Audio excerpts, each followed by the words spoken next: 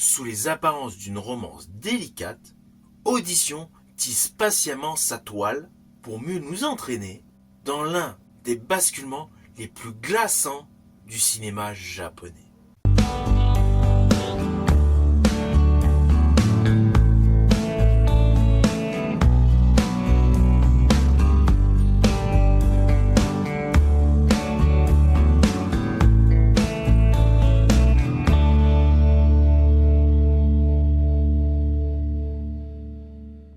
Hello, c'est HR, votre chroniqueur. Alors aujourd'hui, je vais vous parler d'un film japonais, plus précisément du film Audition. Avant d'aller plus loin, n'oubliez pas, si vous n'êtes pas abonné, pensez à le faire, pensez à la petite cloche pour les notifs et à vos commentaires. Let's go!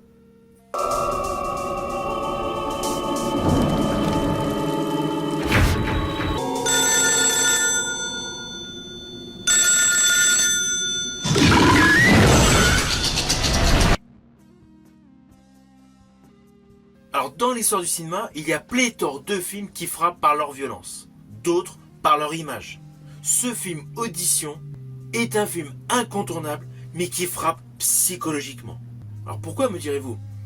Tout simplement parce qu'il prend son temps pour installer, présenter, pour aller faire quelque chose de totalement horrifique. C'est clair, c'est un film lent. Je tiens à vous le préciser. Ne vous attendez pas à un rythme assez élevé comme tous les films d'horreur actuels. Là, ce film a de la lenteur, de la maîtrise, et surtout, il a la capacité à nous faire croire que nous regardons une chose, alors qu'en réalité, nous marchons tout droit vers autre chose. Et ça, c'est totalement fou.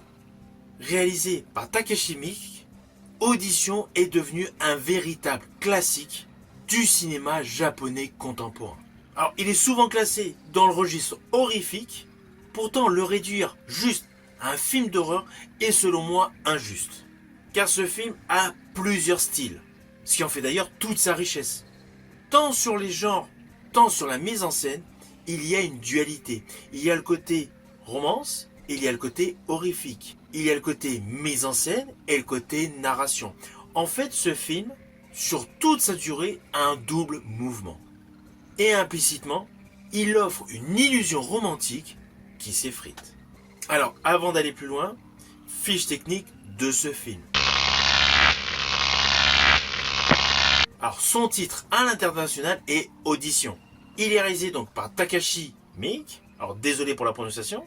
Il est sorti en 1999. C'est un film japonais attaché au registre horrifique, mais également au thriller psychologique et au drame. Il a une durée de 115 minutes, basé sur un scénario de Daisuke Tengan, adapté du roman de Ryu Murakami, avec l'histoire suivante.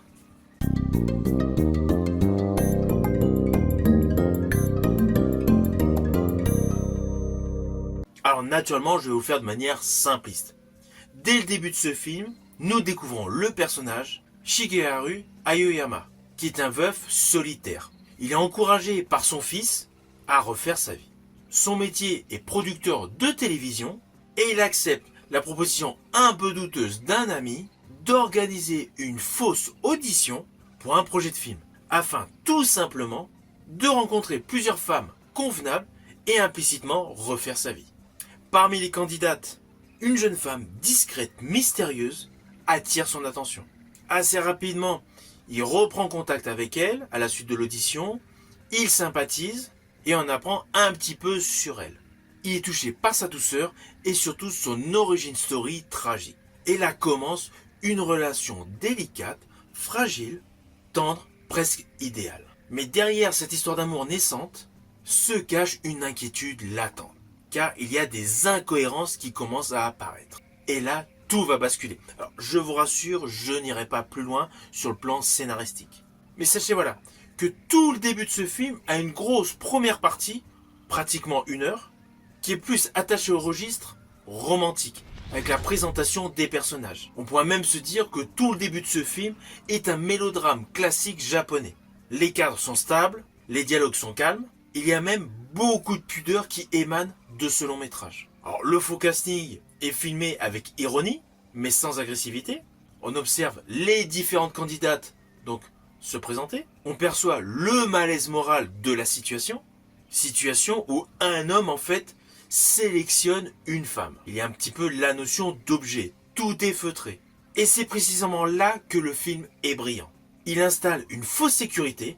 Il adopte tous les codes du film romantique pour mieux nous anesthésier.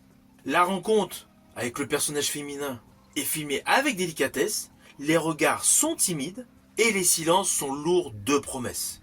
En fait, nous, le spectateur, comme le rôle masculin principal, on projette sur elle une image idéalisée. Elle semble fragile, presque trop parfaite. Mais implicitement, on ressent le malaise qui se développe.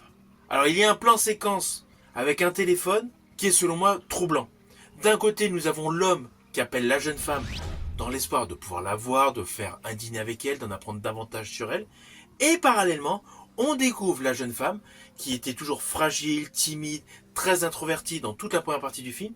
Elle est assise sur un parquet avec un téléphone posé donc devant elle et à ses côtés un individu dans un immense sac.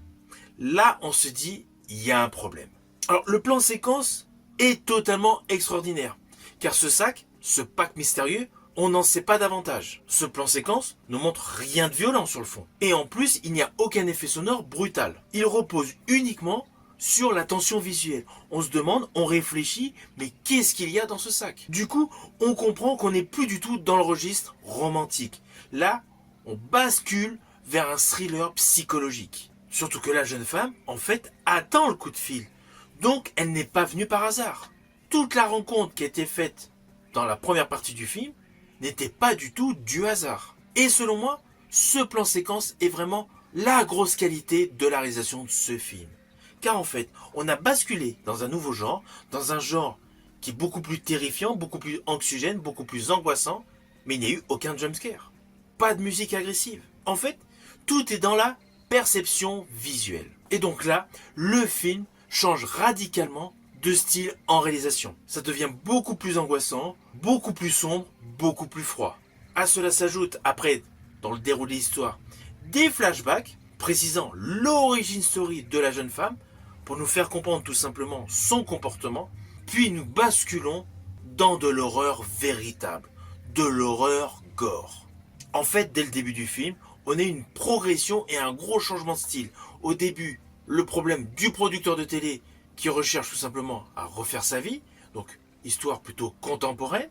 Après, on bascule vers une histoire romantique, puis dans le thriller psychologique, pour terminer dans de l'horreur, mais totalement gore. J'ai bien précisé gore. Il y a des images totalement trash dans la dernière partie de ce film.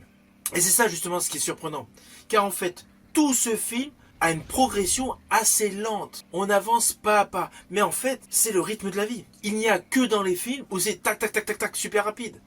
Là, en fait, on a pris le temps d'installer, et puis il y a toutes les facettes de nos personnages, de nos deux protagonistes principaux, qui se dévoilent, qui se présentent, et surtout, qui se découvrent l'un l'autre, avec leur bon côté et leur côté obscur.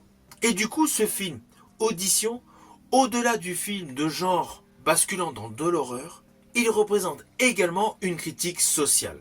Alors, le dispositif de casting au tout début du film est révélateur d'une société d'hommes matures qui se croient légitimes à sélectionner une femme selon des critères quasi commerciaux. Asami, le personnage féminin, elle incarne une figure totalement ambiguë, une personne victime d'un passé traumatique, mais aussi agent d'une vengeance implacable. Et du coup, le film ne donne pas une réponse simple. Il ne cherche aucunement à justifier, en fait, il expose du début jusqu'à la fin.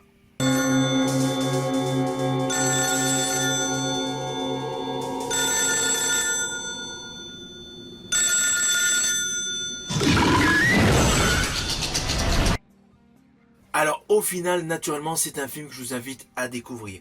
C'est un film horrifique, totalement ovni dans le paysage des longs métrages du même style.